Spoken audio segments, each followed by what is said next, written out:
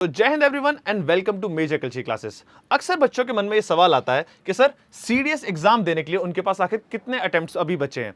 आज इस पूरी डिटेल्ड वीडियो में मैं आपको समझाऊंगा कि आखिर आपकी एज लिमिट के हिसाब से आपके पास कितने अटेम्प्ट्स बचे हैं। आइए वीडियो में आगे बढ़ते हैं। देखिए, अगर आपको बात करूं मैं आपकी आईएमए के लिए, इंडियन मिलिट्री एकेडमी के लिए और इंडियन नेवल एकेडमी के लिए, तो आपको उसमें जो एज लिमिट चाहिए वो होनी चाहिए 19 से लेकर 24 साल, दैट टू बी ऑन 1 जनवरी 2027 के अकॉर्डिंग।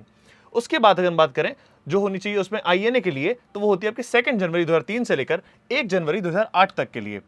अब बात करते हैं डेट ऑफ बर्थ की रेंज की, कि आपके पास कितने अटेम्प्ट्स अवेलेबल हैं आईएमए एंड आईएनए के लिए।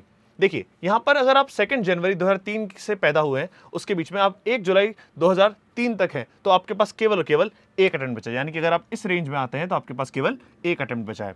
बात करें 2 जुलाई 2003 से लेकर 1 जुलाई 2004 तक, ठीक है, तो इसमें आपके पास फिर बचता है सिर्फ 2 अटेम्प्ट्स। बात करें 2 जनवरी 2004 से लेकर 1 जुलाई 2004 तक, तो बचते हैं आपके पास 3 अटेम्प्ट्स। और अगर आप पैदा हुए हैं 2 जुलाई 2004 से लेकर 1 जनवरी 2004 के बीच में, तो होते हैं आपके पास पूरे 4 अटेम्प्ट्स। सिमिलरली आप आगे की चीज देख सकते हैं कि 2 जनवरी 2005 से लेकर 1 जुलाई 2005 तक के बीच में आपके पास हैं 5 अटेम्प्ट्स।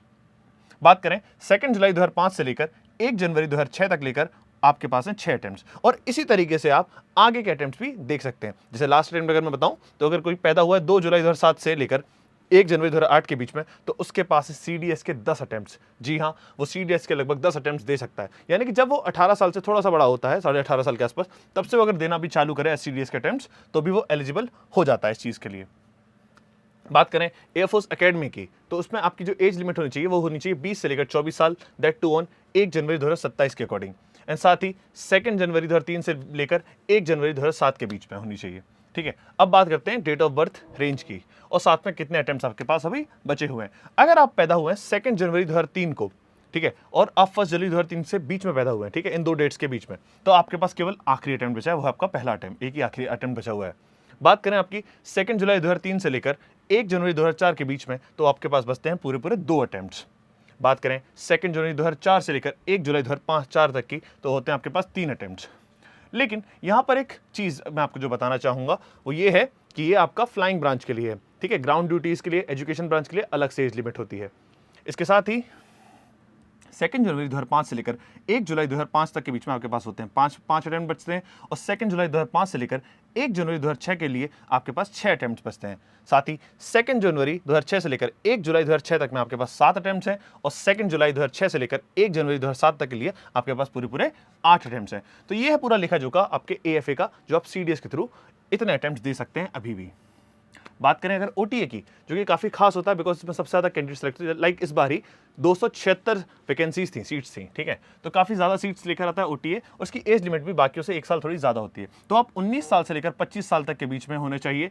और वो आपकी डेट होनी चाहिए 1 अप्रैल 2027 के अकॉर्डिंग, ठीक है। ये हम बात कर रहे हैं बिकॉज नेक्स्ट अटेम्प्ट की, जो आपका सीडीएस 2026 आने वाला है, उस अटेम्प्ट की बात कर रहे हैं, ठीक है। तो अब आपके पास कितने अटेम्प्ट्स बचे हैं, तो 2 जनवरी 2002 से लेकर आपका जन्म होना चाहिए 1 जनवरी 2008 के बीच में। अगर बात करें डेट ऑफ बर्थ की रेंज की, तो आपके पास अटेम्प्ट्स कितने अवेलेबल हैं, इसमें आप देख सकते हैं कि 2 जनवरी 2002 से लेकर 1 जुलाई 2002 तक के बीच में अगर आप पैदा हुए थे, तो आपके पास केवल आपका आखिरी अटेम्प्ट है, यानी कि सीडीएस 1 2026 आपका आखिरी अटेम्प्ट है अगर आप इस रेंज में पैदा हुए हैं। क्लियर है। 2 जुलाई 2002 से लेकर 1 जनवरी 2003 तक के बीच में आपके पास 2 अटेम्प्ट्स हैं। फिर बात करें 2 जनवरी 2003 से लेकर 1 जुलाई 2003 तक के बीच में आपके पास पूरे 3 अटेम्प्ट्स हैं। क्लियर है, यानी कि आप 2027 का पहला वाला अटेम्प्ट भी दे पाएंगे अगर आप इस रेंज में आते हैं 2 जनवरी 2003 से लेकर 1 जुलाई 2003 तक के बीच में। उसके बाद आता है 2 जुलाई 2003 से लेकर 1 जुलाई 2004 के बीच में आपके पास बचते हैं पूरे 4 अटेम्प्ट्स। और फिर 2 जनवरी 2004 से लेकर 1 जुलाई 2004 तक के बीच में बचते हैं आपके पास 5 अटेम्प्ट्स।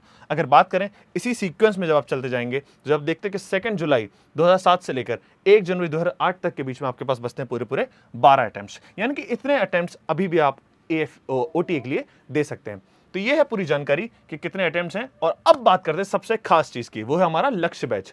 लक्ष्य एक ही कि आपको निकालना है सीडीएस 1 2026 और उसके साथ साथ आप हमारे साथ फोड़ने वाले हैं सीडीएस 2 2026 भी, ताकि हम आपकी जो भी प्रेफर्ड एकेडमी, चाहे वो आईएमए हो, चाहे आईएनए हो, चाहे एएफए हो, चाहे ओटी हो, इसको आप टैकल कर सकें, इसके लिए हम डिफरेंट कोर्सेज लेके आते हैं, जैसे कि हमारा 1 साल का कोर्स भी है जहां हम दोनों ही बैचेस को टारगेट करते हैं। फिर हम 6 मंथ्स कोर्स भी है जहां पे हम आपको पूरा पढ़ाते हैं 6 महीने के दौरान, और फिर आपको उन 2 अटेम्प्ट्स के लिए रेडी करते हैं। साथ ही 3 मंथ्स का कोर्स भी जहां पे हम इसमें कंप्लीट डेडिकेटेड स्ट्रक्चर्ड वे में तैयारी कराते हैं, जहां आप इसको पूरी तरह से समझ सकते हैं और रिटर्न की एग्जाम की तैयारी अच्छे से कर सकते हैं।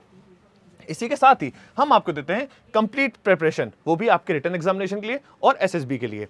ये सब मिलता है आपको मेजर गलची क्लासेस में, जो आज तक 1000 से ज्यादा ऑफिसर्स इंडियन आर्म फोर्सेस में सेलेक्ट करवा चुकी है।